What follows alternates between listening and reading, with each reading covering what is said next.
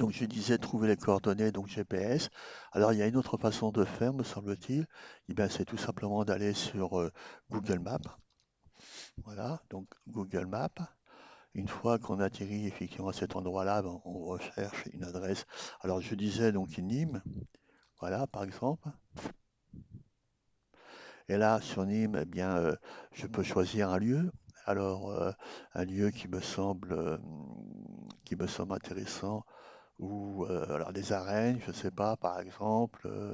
Ça peut être aussi sur une zone d'activité autour de Leroy Merlin, à proximité d'un hôtel.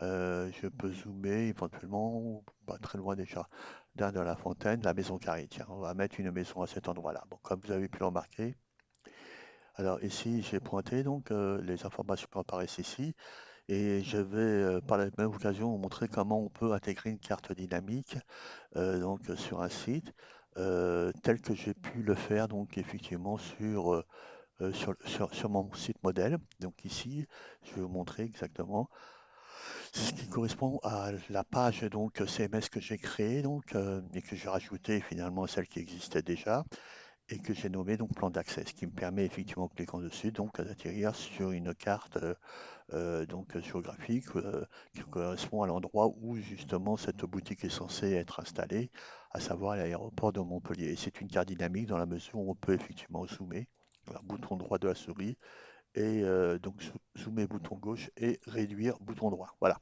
Donc c'est ce qu'on appelle vraiment une carte dynamique.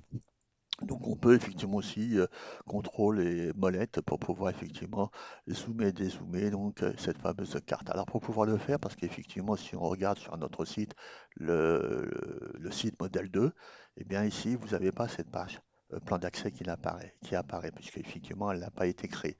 Donc là c'est ce que je vais vous demander de faire sur votre site. Alors pour ce faire, comme je le disais, donc il faut, alors là pour avoir les coordonnées, donc GPS, on peut tout à fait, effectivement aussi, bouton droit de la souris, on a ces coordonnées.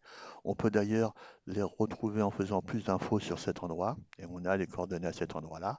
Et donc pour avoir cette fameuse carte dynamique, on peut le faire de deux façons différentes, soit ici dans partager, soit à cet endroit-là aussi partager. On atterrit de toute façon sur la même fenêtre, et arrivé à cette fenêtre, eh bien, on va copier en fait un lien et non pas celui-ci puisqu'il nous renverrait seulement au site Google, ce qui n'a aucune importance. Nous, on va intégrer une carte. Et donc, pour intégrer une carte, il faut effectivement aller sur ce second onglet. Et là, pour le coup, vous copiez donc le contenu HTML. Autrement dit, cet iframe. Donc, vous faites copier le contenu HTML. Et là, évidemment, pour pouvoir donc, comment dirais-je, créer cette nouvelle page CMS, eh bien, il faut aller donc à un autre endroit, donc sortir de là. Dans la mesure où vous avez créé vos deux magasins, donc c'est très bien, voire même vos trois magasins, donc Nîmes, Montpellier et Marseille. Et donc là, on va créer une nouvelle page. Alors, pour pouvoir créer une nouvelle page, là, il faut changer de bloc, aller dans personnaliser. Donc ici, on va dans personnaliser, on va dans apparence. Apparence, on va dans page. Alors, comme je disais, les pages, hein, c'est tout ce que nous avons à cet endroit-là, donc au niveau du footer. Donc, tous ces éléments, c'est ce qu'on appelle des pages qui peuvent être soit certaines statiques, d'autres, on va dire, comment dirais-je, mobiles. Donc, ici, je disais, on va dans page, et là, dans page, eh bien, on a toutes les pages, ou en tout cas une partie des pages qui ont été créées, en fait, hein, et qui apparaissent effectivement comme nous avons pu le voir sur notre footer, livraison, mention légale, conditions d'utilisation à propos, paiement de sécurité et plan d'accès. Ça, c'est la fameuse page que j'ai créée eh bien, il y a quelques instants pour l'exercice. Et donc, du coup, par rapport donc à cette page, donc page dans la catégorie accueil, c'est à cet endroit-là que je vais créer évidemment ma page. Eh bien, il faut aller donc dans ajouter une page. D'accord? Ajouter une page, eh bien, je peux ajouter donc pour le coup un autre titre ici. Donc le titre de cette nouvelle page, je peux l'appeler plan d'accès. Alors là, évidemment, dans la mesure où ça a déjà été fait, donc je vais mettre plan d'accès numéro 1. Voilà. Donc la prévisualisation SEO, c'est la fameuse métadescription qui apparaît ici et qu'on retrouve d'ailleurs sur les différentes réponses données par les moteurs de recherche. Je peux y ajouter une balise titre, c'est pas une obligation. La métadescription, alors jour de l'examen, si on vous demande de le faire, ce serait bien puisque c'est dans le cadre du SEO et que pour le coup, il est important évidemment de soigner le contenu de vos sites pour améliorer, on va dire, son référencement. Donc balise titre, la métadescription, rajouter des métamots-clés, hein, très bien, donc par rapport à la localisation, Nîmes, Carré ou voilà, j'en sais rien. L'URL simplifié, et puis c'est à cet endroit-là qu'on va justement insérer le contenu de notre page. Alors on peut y ajouter un petit titre, donc plan d'accès à nouveau, voilà, très simplement, hein, donc plan d'accès. Et puis là, je vais non pas euh, copier-coller en fait, donc cet endroit-là, le lien que j'ai copié donc sur cette fenêtre, donc correspondant à l'iframe, qui est en fait un objet qui va venir s'incruster donc dans une page HTML. Ici, je vais donc dans le code tel que d'ailleurs pouvait apparaître à un moment donné. Alors, on va revenir en arrière. Donc, si je fais intégrer une carte, euh, voilà, bon, ce qui correspond en fait à ce fameux code HTML. Donc ici, disons que j'ai décidé de le copier, hein, et là je vais donc sur ce symbole, code source, je clique et je fais copier donc le fameux code HTML. Donc là je valide, voilà. Et logiquement, donc, alors on le voit pas très bien, mais j'ai ma carte qui est là, d'accord? Qui pour le moment ne donne pas grand-chose, mais nous allons voir justement à quoi ça correspond précisément.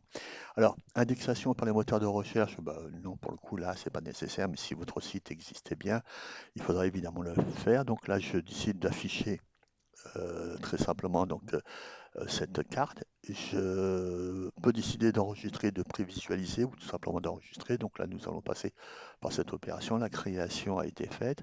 Voilà. Donc là, est-ce que je peux prévisualiser à proprement parler? Ben, pour pouvoir prévisualiser, peut-être qu'il faille que j'aille ici, à cet endroit-là. Donc là, je vais rafraîchir bien évidemment ma page. Et donc, en bonne logique, je devrais pouvoir retrouver, si je ne me trompe pas, alors peut-être que ça n'a pas été correctement enregistré. Donc là, on est toujours sur Montpellier.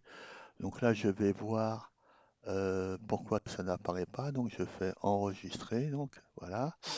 En bonne logique. Ah voilà. Donc effectivement, tout à fait. Là, donc j'ai bien créé précédemment donc une carte dynamique qui apparaît à ce lien. Bon, là j'ai créé ma page, mais une fois que j'ai créé ma page, c'est pas suffisant. Il faut évidemment pour le coup intégrer cette page donc à une des catégories ou à des blocs que nous avons donc pour le coup ici, produit ou notre société. Donc on va voir effectivement comment on fait pour faire apparaître ce deuxième plan d'accès à cet endroit-là. Donc, je retourne sur mon back-office. Une fois que j'ai créé ma page, ça c'est déjà une bonne chose. Ensuite, l'étape suivante qu'il faut évidemment faire, c'est aller dans Link List, qui correspond donc au widget. Et là, on retrouve donc les noms des deux blocs qui apparaissent encore une fois ici, à savoir produit et notre société. Si je vais dans l'un de ces blocs, eh bien là, il y a toutes les différentes pages qui ont été créées, d'accord, qui sont attachées donc au nom du bloc. À partir d'un point d'accroche qu'on appelle le display footer, donc ce qui apparaît au niveau du footer, autrement dit, ce qui est affiché, et là l'ensemble des pages. Et on a sélectionné donc dans ce bloc produit trois pages, les trois pages qui seront pour le coup ici, promotion, nouveaux produits, meilleure vente, qu'on retrouve d'ailleurs ici. Ensuite, eh bien, je vais donc pour le coup retourner hein, et vérifier à quoi ça correspond sur notre bloc, notre société. Et ben là, on a effectivement l'ensemble des éléments avec le plan d'accès et la page que j'ai créée donc en tant que page d'accueil. Et là, je vais sélectionner ce deuxième plan d'accès, donc numéro un que j'ai créé. On retrouve ces informations considérées comme étant faisant partie du contenu statique. Donc, savoir contactez-nous, plan du site magasin. Donc ici, contactez-nous, plan du site magasin. Donc là, si je rafraîchis normalement, alors il faut d'abord peut-être que bien évidemment que j'enregistre, sinon ça ne fonctionnera pas.